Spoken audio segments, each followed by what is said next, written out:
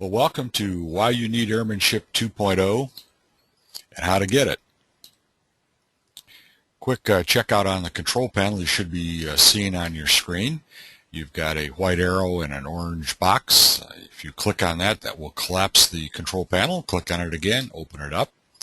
I have everyone's mics muted right now because if I don't, we get some feedback problems. But if your mic is open while you're talking and we'll open them up later and you want to mute it, just click on that icon. And you should have that button, mic and speakers, highlighted, although I'd recommend if you're going to use your mic that you use a headset rather than the speakers, otherwise there'll be feedback. You can also hook in the audio portion of the webinar through your telephone, if that works better for you.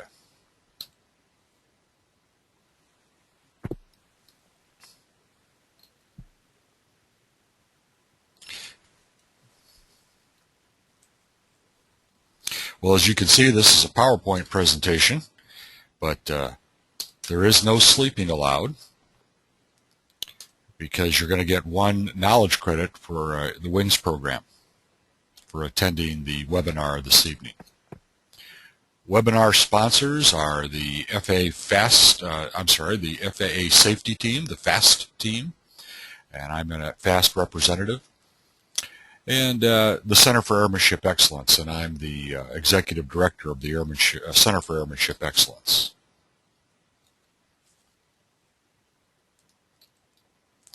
Well, I would like to just pause here for a moment and find out a little bit more about some of you folks who are attending the webinar this evening, just so we can get to know each other a little bit better. Now, several of the people on here tonight have been on other webinars, so let me ask a couple of the folks here who have joined this webinar series for the first time. Bob Marks, Buzz, are you there? Yes. Can you share with us a little bit of information here? I've got some things you could tell us about here on the screen. Well, I usually do just flying locally, but I haven't recently because I've had a medical condition. And I usually fly a Cessna 172. I haven't flown much in the last couple of years because of this medical condition, but I have had it resurrected with surgery. And I got 6 months to wait till I can kick back in the saddle again. Well, sorry to hear about that, but I am happy to hear that you're going to get back in the saddle, so we'll keep our fingers crossed, although I have to get special issuance medical, and once you learn the ropes, it's not all that bad. I see. Thank you. Well, thanks, Buzz, and welcome to the webinar this evening. Buzz has attended other Center for Airmanship Excellence events and seminars and webinars, but it's the first time he has joined us on this series. How about Jim DeMaria? Jim, are you there this evening? Yeah, I'm here, David. Hey, Jim. Thanks for joining us. You want to share a little bit about some of this information about you, if you don't mind? I'm a retired airline pilot, presently doing some flight instruction and light corporate work just to keep my hand up. What airline did you fly for? Jim, what airline did you? Continental Airlines for 30 years. Continental, all right. Well, I don't know if you know, but I flew for United for 22, so welcome to the the webinar series. And you may have some things to add here because a lot of this comes from our background in the airline world. So I'll open up the mic a few times as we go, go through, and maybe you can contribute something. Appreciate it, Jim. Thank you.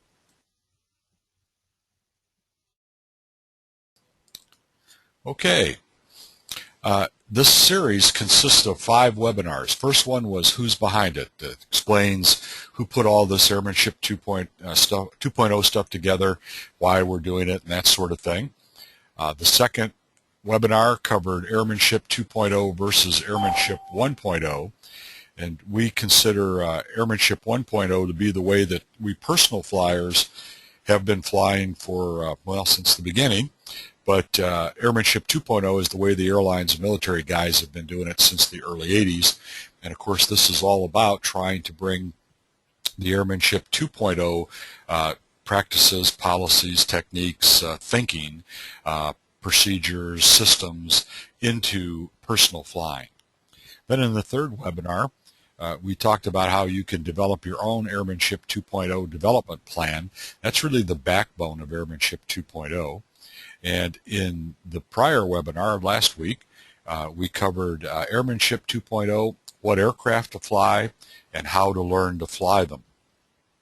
And then, of course, in this webinar, we're going to talk about why you need Airmanship 2.0 and how to get it. Now, this is just the tip of the iceberg that we're going to look at this evening. The rest of the story, though, you can find at the Center for Airmanship Excellence website, airmanshipexcellence.org, and just go into this Airmanship 2.0 subweb, and you'll find everything you want to know about Airmanship 2.0. Also, you'll find in the under Airmanship Resources, if you click on that tab, you'll find over here in a submenu, a page for Airmanship Archives.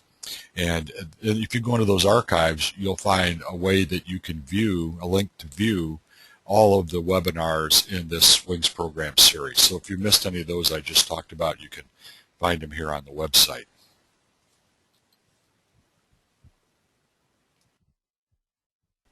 Well, let's start out with why you need Airmanship 2.0. And again, I want to preface this by saying, you may have different opinions. All of this information in the Airmanship 2.0 series was created by the Center for Airmanship Excellence. And there's about 24 of us now that have volunteered at various levels of participation to put all this together for personal flyers.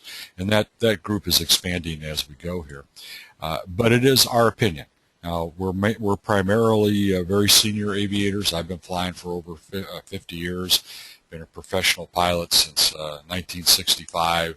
As I mentioned, with the airlines for 22 years. I was also an Army helicopter pilot in the Army National Guard for 10 years.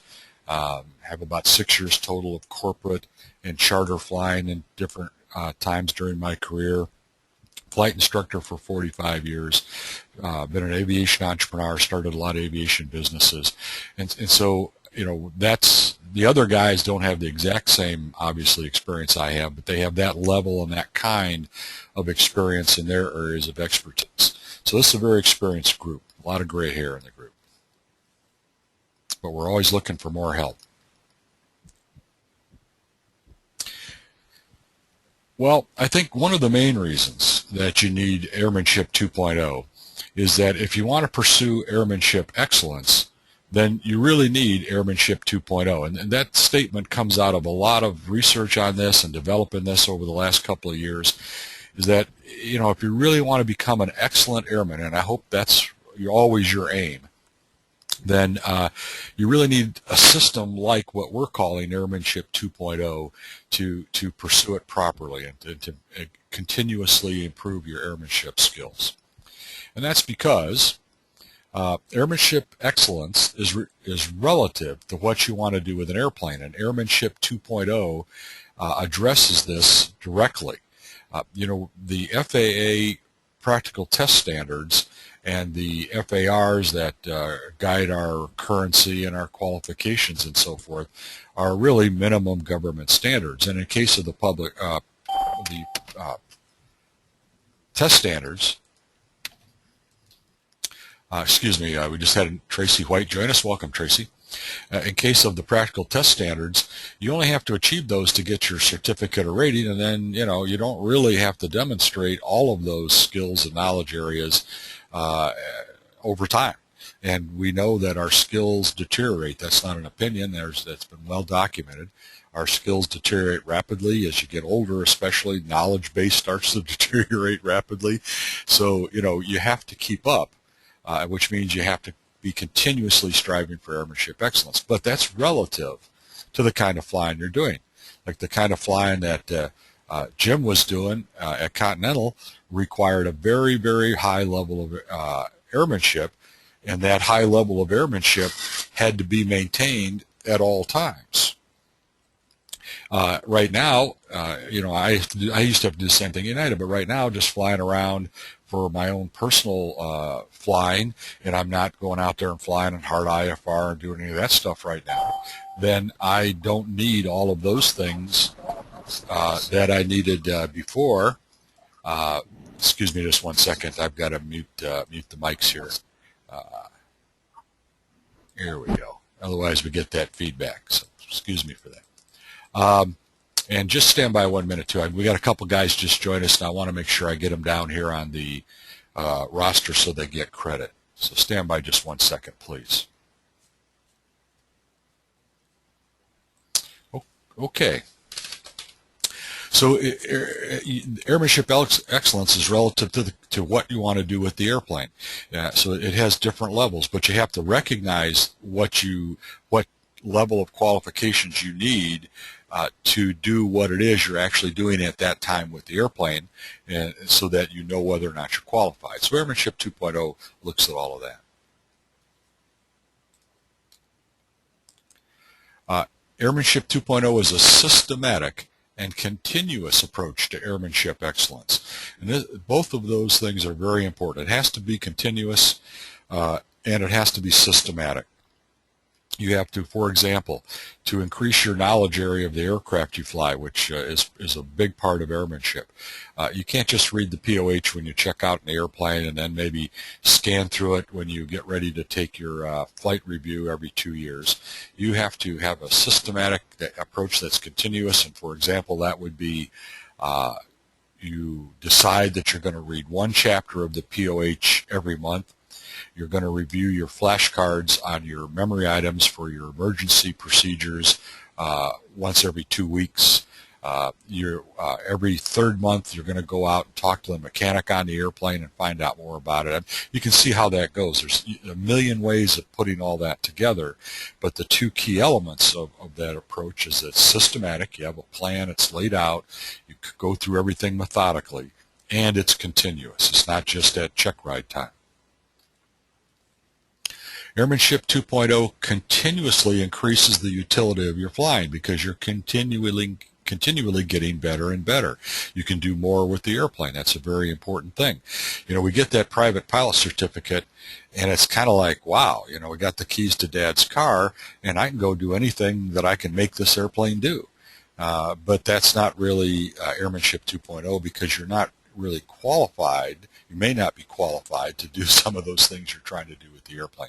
And that's what gets us into the error chain that leads to accidents. And that's why all of this is so important, is to practice it this way. Also, Airmanship 2.0 provides new challenges. I'm a firm believer, from all the thousands of pilots I've known over the years and just myself, that one of the reasons we get into flying is because we like to meet new challenges. We like to accomplish new things. It's a good feeling. We get good internal positive feedback whenever we do that stuff. Part of our makeup, and I think that's pretty true for all pilots at different levels. But that need for challenge is in us. And if you don't have a plan like Airmanship 2.0 where you have continuous, we call them airmanship challenges, in front of you, so that you keep you have something you're excited about, something you want to do, something you're motivated to do that is fun, gives you positive feedback, but also is increasing your level of airmanship as you do it. That's what you need. And they need to be bite-sized, not too expensive. They can't take too long, can't be too difficult to accomplish in each one of those challenges. But when you line all those challenges up, they get you from where you are now to where you want to be. Airmanship 2.0 offers more fun. Now, to what extent you want to admit it, you're an airplane geek. I'm an airplane geek. In fact, my wife accuses me of being queer for airplanes, and she's a professional pilot. So, but we're all into airplanes, and one of the reasons we get out and fly airplanes is because we have a good time doing it, or at least we should. And if you do Airmanship 2.0, you'll have a lot more fun, because in Airmanship 2.0, it's a shared experience, and I think we all recognize that sharing flying is one of the rewards. The good feeling we get from doing that is one of the rewards we get for flying. So, with Airmanship 2.0, you can have a lot more fun. And we looked at a couple of the aspects of that in a prior webinar. Airmanship 2.0 is rewarding. It's rewarding for a lot of reasons. It's rewarding because you get safer, and getting safer is conducive to longevity. That's a reward. Also, it's rewarding because your family or your friends, whoever goes flying with you, will feel better about flying with you, and then that feeds back to you, and you feel better about it. So that's rewarding. The way Airmanship 2.0 is structured is there are formal rewards attached to the challenges, so that you are getting rewarded in many ways for what you do. And those formal rewards could be, the typical recognition type rewards, plaques, certificates, that sort of thing. It could be a competition, and where the rewards are substantial, free flying time, new airplane, those kinds of things are what we're talking about that are incorporated in Airmanship 2.0 to make it rewarding. Also, Airmanship 2.0 increases the value of your flying dollar. Unless you were lucky like Jim and me and get somebody to pay you to fly airplanes, it costs money to fly airplanes. No bucks, no Buck Rogers. And all of those dollars are hard earned, so we want to get the maximum value out of them. Well, let's say you're spending $100 an hour to fly an airplane under Airmanship 1.0, and you're spending $100 an hour flying an airplane, but you do it under Airmanship 2.0, and you get a lot more out of it. A lot more of those rewards we're talking about, a lot more utility, a lot more safety. You get all that more out of it for that same dollar, then that dollar has a higher value. So that's what we mean here. You get a lot more out of Airmanship 2.0, and you'll see a little bit later here where we believe if we get enough people involved in practicing Airmanship 2.0 and start bringing in enough new people to personal flying, we can actually start getting the cost to decrease. And of course, the big one is Airmanship 2.0 increases safety. Right now, the personal flying, actually the whole general aviation accident rate, but that's primarily personal flyers, is 34 times worse than the airlines. Now, we've been analyzing this, and we believe that for a personal flyer who practices Airmanship 2.0, the way we're laying out here, that the accident rate for those kinds of aviators will be lower than the airline accident rate. And the reason we say lower is that all the systems and the techniques and stuff, we found ways to adapt them and bring them over to personal flying. So if we do it that way, we should at least get equal with the airlines. But the airline guys have to go when we don't have to go as personal flyers. So with that, that's a huge safety factor. So we think we can get it even the accident rate even better than the airlines. Stand by just 1 second here. I just saw a couple other people join us, and I want to make sure I get them on the roster so everybody gets credit. Okay. Airmanship 2.0 it requires increased flight activity, and this is important for the survival of personal flying. But if personal flying doesn't survive, then we can't go do it. And we believe that we're headed over a cliff when it comes to personal flying in the United States. We've dropped from 850,000 active pilots in the early 80s to around 600,000 now. We've dropped from 136,000 student starts a year across the mid-70s and mid-80s, 136,000 a year down to 50,000 a year or so now. The number of hours we flew back then in the good old days, about 35 million piston hours a year. Now we're flying about 14 million piston hours a year. So if we want personal flying to survive, we've got to get more activity going so that the infrastructure that supports us can survive. We had 12,000 FBOs in the early 1980s. We're down to under 4,000 now. We're still losing 10% of them a year. So the trend lines are not good for the future of our addiction, folks. We want to fly personal airplanes. They've got to be affordable. So as the fewer and fewer people, lower and lower flight activity, that's one of the reasons the costs keep going up. But we believe there's a cliff out there that when the customer base gets to a certain number, We don't know what that number is, but it gets to a certain point, then all the infrastructure is going to start crumbling beneath our feet, and we won't be able to fly our personal airplanes anymore. So Airmanship 2.0, because it focuses on airmanship excellence, proficiency, being qualified, that means you've got to fly more than you are doing now on average to meet those qualifications to be proficient. For example, in the early 1980s, the average number of hours flown per year in general aviation, all pilots in the U.S., took into account professional guys, was 50 hours a year on average for everybody. Now it's down around 22 hours per year. The Air Force did a study that they came to the conclusion that the optimum number of hours for proficiency to be flown per pilot per month is right around 40 hours for their kind of mission, highly professional mission. I remember back when my first 10 years, 12 years with the airlines were before deregulation, and we flew about 45 hours a month. And I always felt I was at the top of my game. I think most of the guys did. I mean, that seemed to be, we didn't know it, why, but it was the right amount of time to be flying.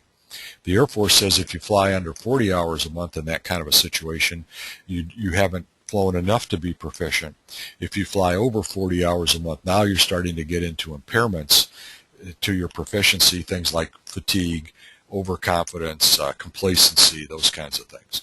So 40 hours for that kind of mission, what is it for a guy out there flying around VFR cross countries without an instrument rating on nice days? What is that number? Nobody knows. But we have analyzed it, and we think that's a minimum of 4 hours a month of flying, 48 hours a year. If you're going to fly IFR, hard IFR, you've got to fly more than that. If you're going to fly in more challenging conditions at night and higher winds, that sort of thing, you need a few more hours a month to maintain your proficiency in all those areas. So if you practice Airmanship 2.0, you're going to fly more. So if we could get everybody up to just that 4 hours a month, 48 hours a year, now we're back to very close to the level of activity we had back in the early 80s, late 70s, early 80s, when the industry was booming.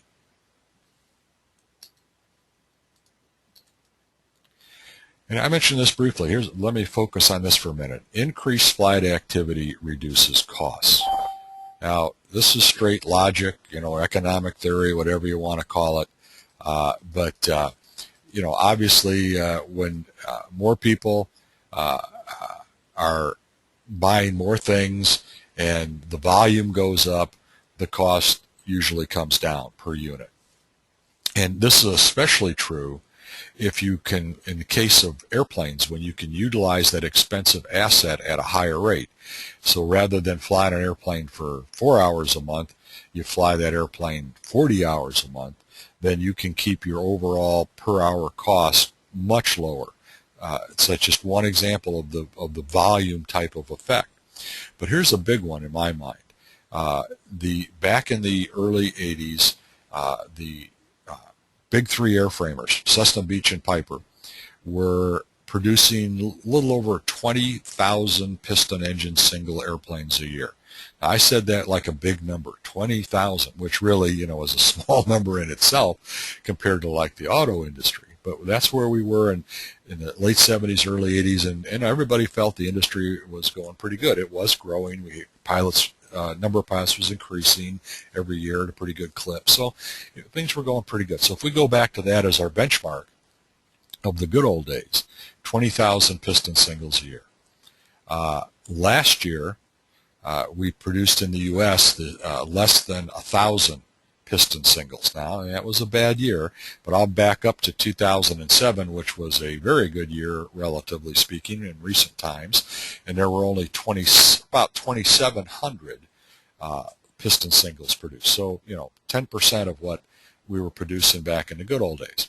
So one of the biggest costs of new airplanes today is certification cost. Another huge cost is product liability cost. When you spread those costs over a smaller number of units, the cost per unit goes up, and we've seen that in the escalation in the cost of new airplanes far beyond inflation. If you look at the cost of even fuel, flight training, aircraft rentals, hangars, all of those kinds of things, other aspects of the cost components of flying, they are pretty close to constant dollar. In other words, what they cost in the 80s, if you apply the CPI inflation to them, they're about the same now. Yeah, maybe a little bit more, but not a whole lot more. But when you look at the cost of new airplanes, it's orders of magnitude higher. It's just ridiculous. So, I think there's your answer. So more of us flying, more flying generates the need for more airplanes. More volume of airplanes should bring the cost down dramatically in that area. So there are other examples, but this is why we believe that Airmanship 2.0 should be practiced by all personal flyers. One of the main reasons we can make it more affordable for all of us. Also, Airmanship 2.0 provides a clear flight plan for new pilots. We believe we've got to get that student starts per year back up over 100,000. Remember, it was 136,000 average per year from the mid-70s to the early 80s. It went over a cliff in the early 80s because the big three aircraft manufacturers decided to quit making little airplanes, and when they made that decision, they quit selling flight training, and when they quit selling flight training, everybody else did too. And if you look at the numbers, it went over a cliff. It wasn't a slow decline. It went over a cliff, boom, so down to where it is now. So we've got to get those numbers back up if personal flying is going to survive, and if we want to get our costs down, we've got to get more people in it. If we want to make it safer, the new people, it's easier for them to adopt Airmanship 2.0 right from day one, learn it that way, than it is for those of us who have been doing it the other way to change our ways. You know, it's hard to change your ways. So we need to bring a lot of new people in. Well, AOPA just did a big study. They announced the results a few months ago. Their conclusions parallel what we've been saying for well over a year now about what it takes to get new people to come in, more new people to come in and learn to fly and keep them. In fact, the dropout rate right now is 80% from the number of people who take out student pilot certificates to the number of people that actually get a certificate. 80% dropout. Ridiculous. So we've got to get that changed around too. So we know all the reasons why this is happening, and there's a fix for every reason. So Airmanship 2.0 is designed, part of it is designed to provide a clear flight plan from that new person that wants to get in and use an airplane for whatever reason, how they can go about doing that and be safe and effective and efficient, and it can be cost effective for them to do all that. Now, Airmanship 2.0, we believe, will keep personal flying viable for all these reasons we've been talking about. Improve the safety record, because that's a big barrier to entry for new people, especially their significant others. They hear about these little airplanes falling out of the sky literally every day, over 3 accidents per day of general aviation aircraft. So and with the new cycle now, they all know about them. So we have to fix the safety record for personal flying, we believe. It's a big part of getting new people in, and a big part of having people feel safe traveling on these kinds of aircraft. We need to bring the costs down. All of these things we've talked about will keep personal flying viable, we think, and affect a missed approach or go around from this decline that we're in right now. All right, I'm going to stop here just for a second. The way we have to do this is I have to unmute everybody. So if you have a comment or a question, chime in, and then I'll try to sort out who's asking the question. So I've got everybody unmuted. Watch what you say. Does anybody have a comment or a question about what we just talked about?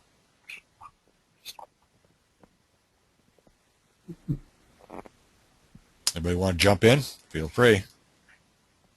Mark, how about you?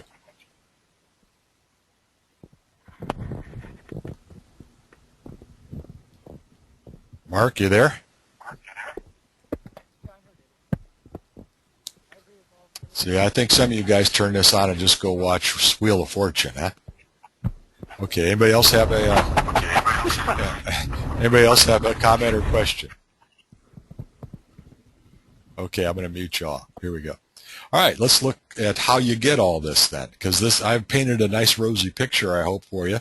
But you're probably thinking, wow, that looks awful expensive, Cook, or I can't do that, or yeah, professional pilots can do that, but that's not for the little guy. There's no way you can do all those kinds of things. So, but again, I wouldn't be telling you this if I didn't think there was a way for you to do it. In fact, I had a big debate with the Wings program folks when we first, way back over a year ago now, set up the first series of seminars, Wings program seminars, that led to what we now call Airmanship 2.0. And, we talked about, well, why don't we just tell them how to do it? Bring all this stuff out we just kind of looked at here and tell the guys how to do it. I said, well, that isn't going to do anybody any good, because to do what we're talking about, we weren't calling it Airmanship 2.0 then, but to do what we're talking about, you need support, you need structure, you need people helping you, you need systems, you need a whole bunch of stuff. So I don't know how they can do it, or I don't know why there's a reason to tell them about it unless we can tell them how to do it. So that's why we're going to tell you how to do it here. Now, there are probably other ways you could do this. We just haven't thought of them, but this is what we've put together as a comprehensive approach to for you to be able to plug into practicing Airmanship 2.0.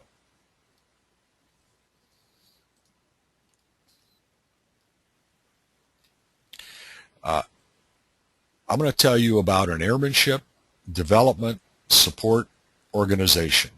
It's aviation, so we'll use the acronym ADSO. And the ADSO, that's a generic term. We made it up. You're not going to find it in the AIM or, the Flying Handbook or any place else except at the Center for Airmanship Excellence. We made up this term. It's a generic term, Airmanship Development Support Organization.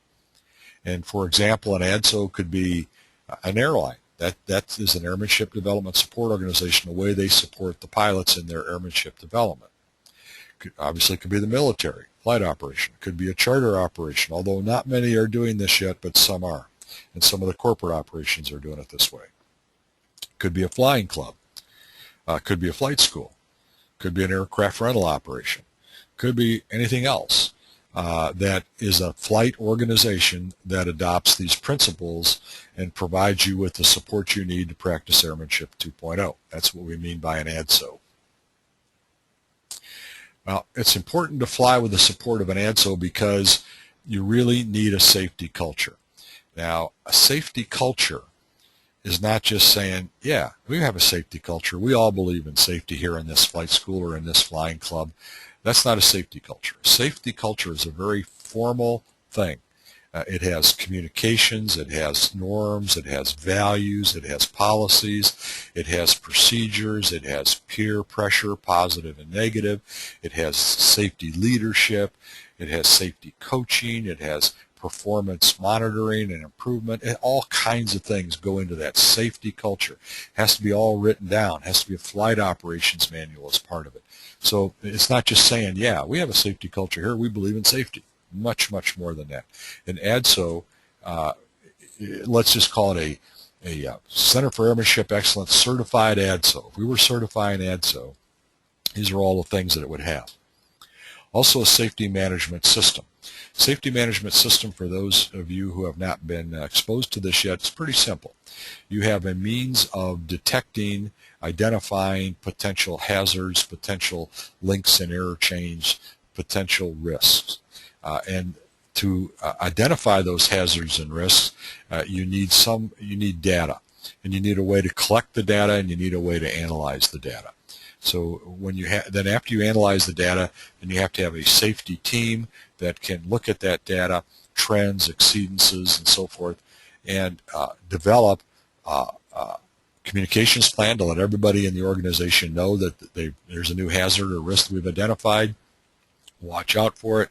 Then they work with the training team to develop training programs to train so that you're proficient to meet that risk that hazard, or the flight ops team changes procedures to avoid the risk, on and on. There are a lot of different ways, but you mitigate or eliminate the risk. So that's a formal system, and it's not just a one-time around, it's a continuous loop, and it has many formal elements. So if you say, my flight school here, we have a safety management system. If somebody crashes, the system says that we call the insurance company. I mean, it has to be a formal system with recognized elements. And now, these things aren't new. They've been around at the airlines and military, safety culture, safety management systems, for about 30 years now, and they're at a pretty high level of development. And we have looked at those safety cultures and safety management systems, and we've identified ways that we can adapt them for our use. Shared decision making, huge factor in safety. Right now in personal flying, our go, no-go decisions are made all by ourselves. And I know you guys always make 100%, probably 110% good decisions. I have a problem. I'm not quite up to 100% yet on my good decisions. And especially those go, no-go decisions. There's a lot of things that impact whether or not we should go. And as you know, about 80-90% of all accidents are caused by us now, pilot error. And a lot of those, if you look at the accidents in personal flying, you look at the links in the error chains that lead to those accidents, and I don't have a number. Nobody's analyzed it this way that I have seen, but my, just swag number on it is about 80% of all of those accidents, the link in the error chain was the go, no-go decision. That was the initial link in the error chain that set up the accident. Well, there's no reason that you have to make that decision yourself. The airlines and the military, the pilots don't make those decisions themselves, the go, no-go decision. In fact, that's a huge part, I believe, of why the airlines are much safer, is because of that shared decision-making on that go, no-go decision.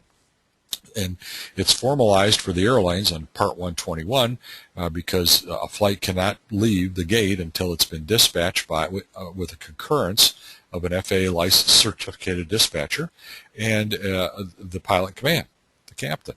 They have to agree on the details of the flight before it's released. So shared decision making, and then you go beyond just the dispatcher and the pilot. If it's a tough go, no-go decision, you can start bringing in other resources, the chief instructor if it's an airplane or a technique or a procedure question, or the maintenance team if it's a maintenance question, all kinds of things, all kinds of people that can support that decision to make it a much better decision. So that's just one example of shared decision making, that go, no-go. There are many others. Also, an ADSO can provide in-flight support if it's set up, the way that we're talking about under Airmanship 2.0. And by that we mean a satellite phone in every airplane. So you're never out there alone. You can always get on the sat phone, call back to dispatch, and get whatever support you need.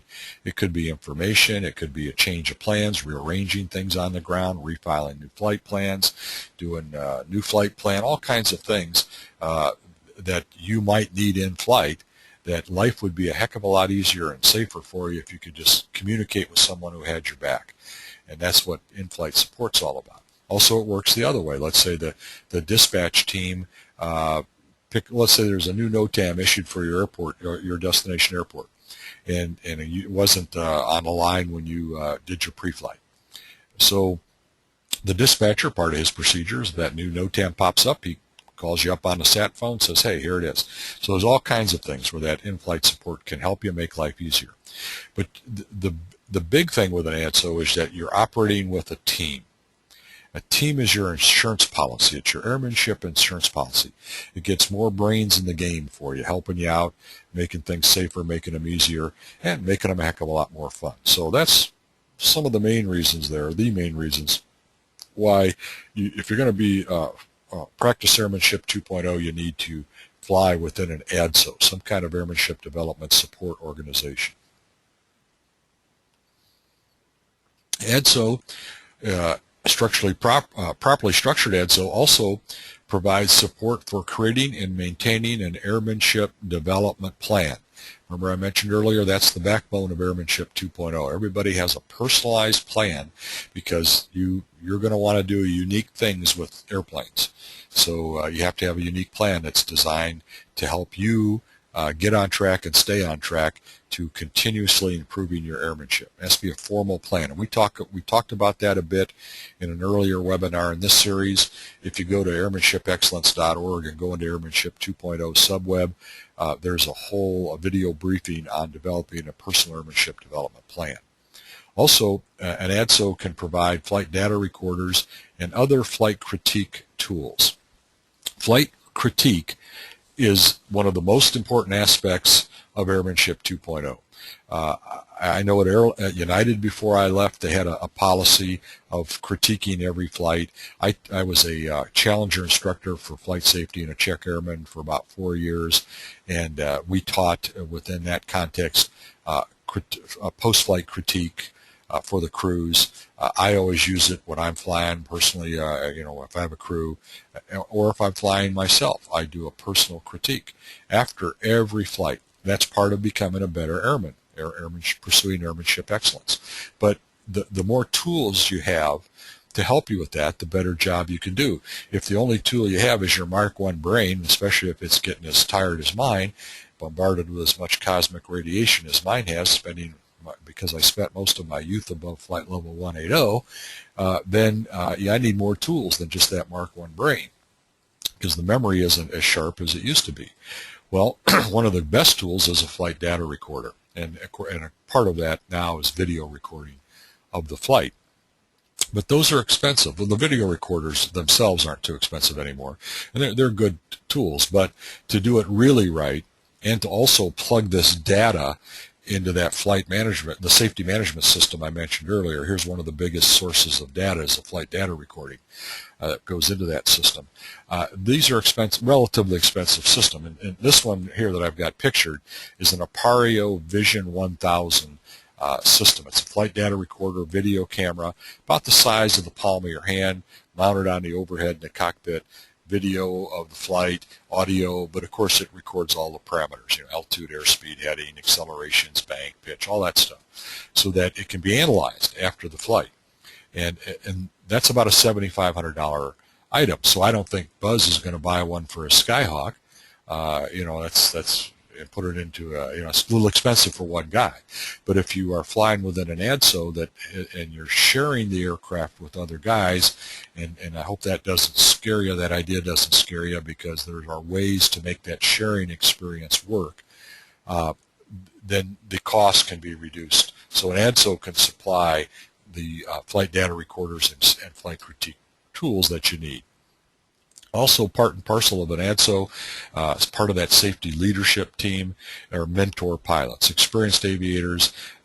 We believe they should be aviators with pretty extensive experience flying professionally within safety management, or using safety management systems within safety cultures, so that they can mentor you in your pursuit of airmanship excellence. And mentoring you means helping you develop that airmanship development plans, helping keep you on track, answering your questions, and heading up your training team made up of not only mentor pilots, your mentor pilot, but senior instructors, associate instructors, and the flight training development team. Also, as I mentioned before, Airmanship 2.0 has everything to do with challenges and rewards, and the ADSO can provide those. Also, the ADSO, that safety culture that I mentioned, again, it's not easy to develop one. It takes quite a few people working pretty hard on it. We've got about, depending how you want to count them, 4 of us that are pretty well focused on this, and maybe 5 or 6 other guys that are advising us on putting together our safety culture for the ADSO demonstrator we're standing up here in the Chicago area. Not an easy thing to do, and again, it's based on the professional world, but it has to be adapted for our use so it works for us. Same thing with the safety management system. It has to be adapted for our use, but that's all possible. The technology has advanced to the point where it's light enough and inexpensive enough for us to put them in our kind of airplanes. So now we can have the safety management systems, and the EDSO can establish that and run it. Also, comprehensive airmanship training is a critical element of Airmanship 2.0. We talked about that in the last webinar, but the EDSO can structure that and provide that for you. And that flight operations support team that I mentioned, the EDSO can provide that. Again, it's a way of spreading the cost, make it affordable. And they can do the flight planning for you.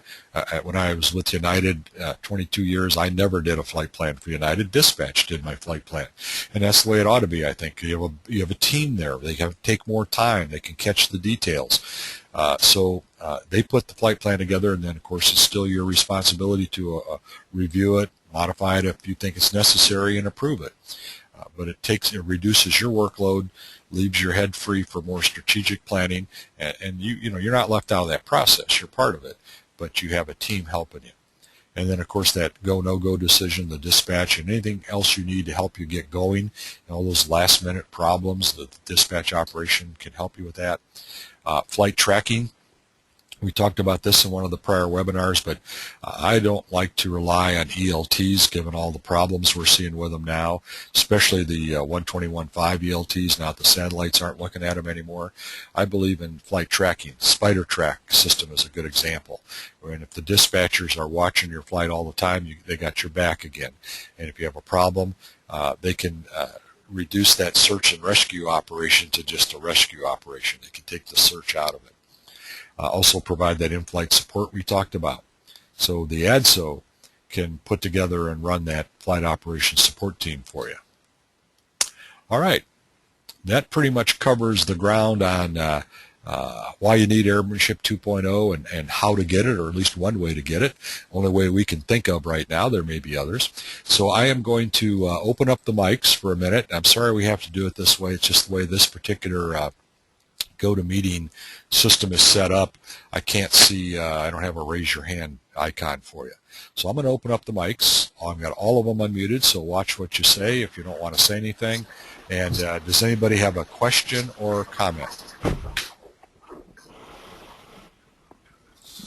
Dave, this is Randy. The question that I guess I would pose, and maybe it's an obvious question to others, but not to me, to put an ADSO together for those of us that are a single owner on a plane, and we're out of the airport at 4 or 5 o'clock in the morning. We don't get back till 7, 8 o'clock at night. So there isn't a lot of interaction with other pilots at the airport. I assume the ADSO is something that is really kind of factored toward the schools, the multiple ownerships, maybe the rental planes.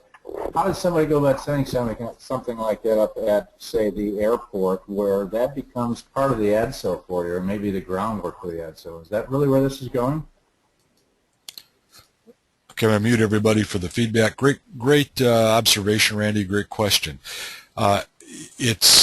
It's structured both ways for guys who don't have an airplane to fly within the EDSO that has airplanes, modern airplanes with all the new stuff in them at reasonable rates. But also, a guy like you with your own airplane and your own hangar could plug in to the EDSO and use what services make sense for you. So, for example, you'd probably want to use we call it an ops center. So you get the dispatch support. Now you couldn't get in-flight support unless you wanted to put a sat phone in your airplane. And those things aren't really all that expensive anymore. Garmin came out with one last year, and it's being installed in a lot of airplanes, and it's, I think, $3,500, something like that. And of course, it's still $1 or so on a minute on the call through the Iridium system, but you'd only use it when you need it. And it only weighs like 3.5 pounds or something like that. So they're becoming affordable and reasonable for single engine aircraft operators. So you could do that then and get in-flight support.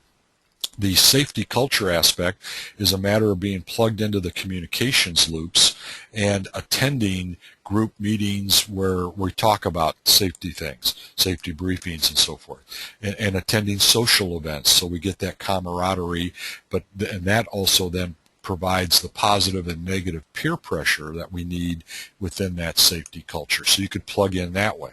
So we're gonna make it available to guys like you, Randy, to plug in on a like a monthly service basis, service fee basis, if you don't want to use all the other things that are associated with the ADSO.